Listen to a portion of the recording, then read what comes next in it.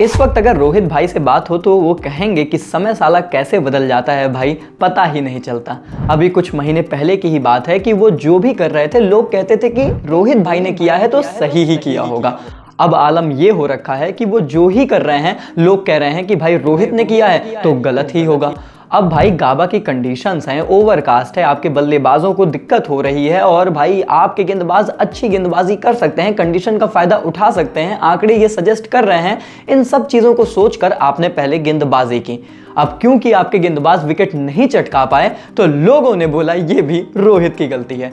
रोहित भाई भी कह रहे हैं कि भाई अगर बुमराह विकेट नहीं चटका रहा है तो ये भी मेरी गलती है। अब ये उनकी गलती है या फिर नहीं, और टॉस जीतकर क्या भारतीय टीम ने सही फैसला लिया है या फिर नहीं, और क्यों नहीं चटका पाए हैं हम एक भी विकेट, चलिए जानते हैं आज की वीडियो में। रोहित भाई की कहानी हमें ये बता रही है कि समय किसी का सगा नहीं होता, और रोहित भाई ये बता रहे हैं हमें कि अगर समय सगा ना होना तो कोई किसी का सगा नहीं होता। क्योंकि दोस्तों जो लोग अभी उनकी तारीफ कर रहे थे, उनके हर फैसले का सम्मान कर रहे थे, अभी हाल फिलहाल में क्रिटिसिज्म कुछ ज़्यादा ही बढ़ गया है। लेकिन खैर ये तो थोड़ा ज़्यादा इमोशनल रास्ते पर हम चल रहे हैं, इस पर नहीं जाएंगे क्योंकि चलो समय खराब है, थोड़ा सा भी रन्स नहीं बन रहे, टेस्ट प्रारूप में स्पेसिफिकली वो चीज़ें हैं, बाकी शॉर्टेस्ट फॉर्मेट में तो अभी भी उनका भैया रौला बना हुआ है। लेकिन ये सारी इंपॉर्टेंट पॉइंट नहीं है। इंपॉर्टेंट पॉइंट यहाँ पर यह है कि क्या हुआ इस मुकाबले में। देखिए गाबा टेस्ट मुकाबले के पहले हमने प्रीव्यू वीडियो में कहा था कि टॉस इतना इंपॉर्टेंट होता नहीं है, पर टॉस का बॉस तो भारत बना, लेकिन उसके पहले आपने कुछ बदलाव किए और उस पर ज्यादा नजर डालने की जरूरत है। दो बदलाव यहां पर हुए। आकाशदीप को लाया गया, हर्षित राणा जो हम कह रहे थे कि नहीं बैठाना चाहिए, वरना तो आप खिलाड़ी को तो कोई ट्रस्ट कर ही नहीं रहे हो ना, आप दिखा रहे हो कि यार एक टेस्ट मैच तेरा खराब गया and we do not trust you, अब हम आकाश को खिलाएंगे। पर भारतीय टीम ने वो किया। और रविंद्र जडेजा का आना तो थोड़ा मुझे समझ भी आता है क्योंकि आपको बैटिंग डेप्थ बढ़ानी है, आपको यह एडिलेड टेस्ट मैच में समझ में आ गया था। तो अश्विन तो नहीं खेलते, ये तो सुंदर खेलते, ये तो जडेजा ज्यादा बेहतर बल्लेबाज है इन कंडीशंस में, तो आप उनके साथ गए हैं। लेकिन जो पास्ट मेमोरीज थी वॉशिंगटन सुंदर के साथ, उसको आपने उतनी तवज्जो नहीं दी है जो हमें लग रहा था कि आप करेंगे।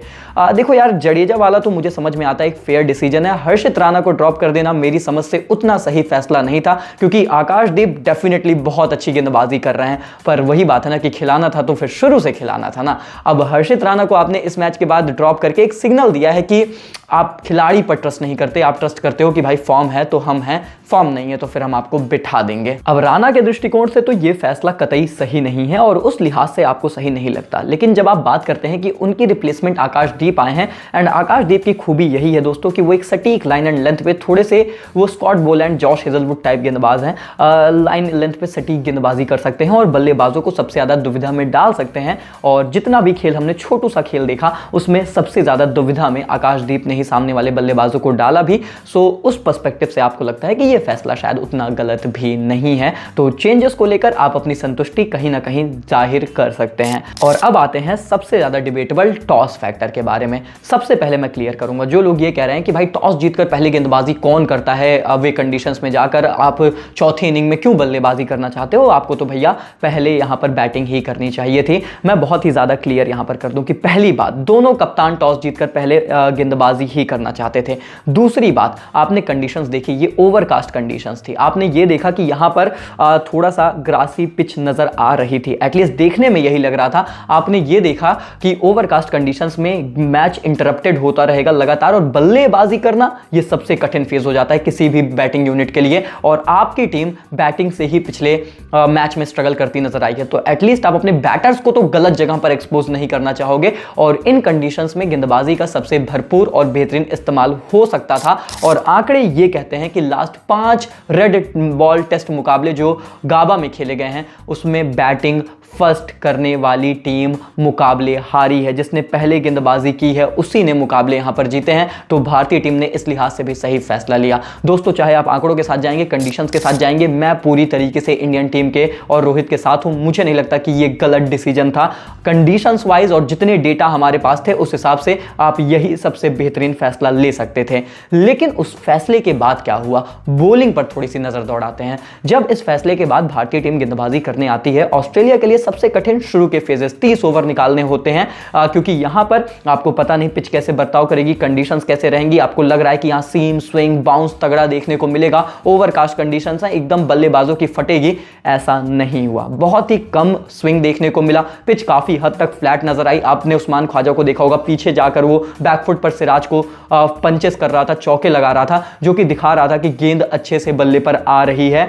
एंड ज़्यादा दिक्कत ये हुई कि हमारे गेंदबाजों ने बहुत ज़्यादा स्टंप्स की लाइन को टारगेट करने के चक्कर में ना कुछ तो वो लेग साइड पर ही जाते चले गए, क्योंकि पिछले मैचेस से सीखा कि स्टंप्स पर टारगेट करना है। अब इस मैच में कुछ ज़्यादा ओवर करने के लिए कि कंडीशंस को जल्दी यूटिलाइज करो, विकेट चटकाओ, गेंदबाजी फिर से एक बार थोड़ी ऑर्डिनरी होती नजर आई। उसके बाद प्ले इंटरप्ट होता है और जब 5 ओवर के बाद फिर से शुरू होता है तो लगा कि अब यहाँ पर थोड़ा मामला टाइट हो रहा है। वो जब आकाशदीप का स्पेल चेंज होकर आया ना, तो वो बंदा थोड़ा सा ट्रबल करा रहा था। फिर बुमराह ही हैं, उनका भी लग रहा था कि धीरे धीरे लय धार पकड़ रहे हैं और कुछ होगा। तब तक एक बार फिर से प्ले वहीं पर इंटरप्ट हो जाता है और बारिश ऐसी थी कि भैया स्टंप्स ही हमें देखने को मिला, क्योंकि लगातार थंडरस्टॉर्म एंड बारिश हो रही थी, तो फिर मुकाबले होने के चांसेस वहां पर लगभग खत्म हो गए। पर अगर आप देखेंगे ना तो बहुत ज्यादा यहां पर कोई गलती जो प्लेइंग 11 चेंज हुई है उसकी नहीं है। मैं राणा को देखना चाहता था, पर ठीक है, आकाशदीप अच्छी गेंदबाजी कर रहे हैं ना। गलती यहां पर टॉस फैक्टर की है, वो तो गलती कोई है ही नहीं। वो तो यह है कि रोहित भाई के पीछे लोग ऐसे पड़े हैं कि आलम ये हो जाता है कि कहते हैं कि जब रोहित भाई पहले बैटिंग लेंगे तो बॉलिंग फ्रेंडली पिच हो जाती है और बॉलिंग ले लेंगे तो बैटिंग फ्रेंडली पिच हो जाती है। तो वो तो चलो भैया एक अलग अपना सीन इस वक्त चल रहा है सोशल मीडिया और जो है सामाजिक स्तर पर एक्चुअली में सारी चीजें, सारे डिसीजन यहां पर फेयर एंड सही थे। पर ऑस्ट्रेलियन बल्लेबाज संभल कर बल्लेबाजी कर रहे हैं, उनकी बैटिंग में ना वो कॉन्फिडेंस अब दिखने लगा है। ऑस्ट्रेलिया रियल ऑस्ट्रेलिया जैसे ही पिछले टेस्ट मैच से दिख रही है और हमारी गेंदबाजी में कमी इस बार नजर आई है। बुमराह भी थोड़े से आउट ऑफ फॉर्म जो है नजर आए। अब तक जितनी भी गेंदबाजी बहुत छोटा मिला लेकिन करने को, उसमें वो थोड़ा सा लय पकड़ने में डगमगाते गए। सिराज ने पटकी गेंद डाली, आपको आगे गेंदबाजी करनी है, ये बात क्यों नहीं समझ में आ रही है हमारे गेंदबाजों को।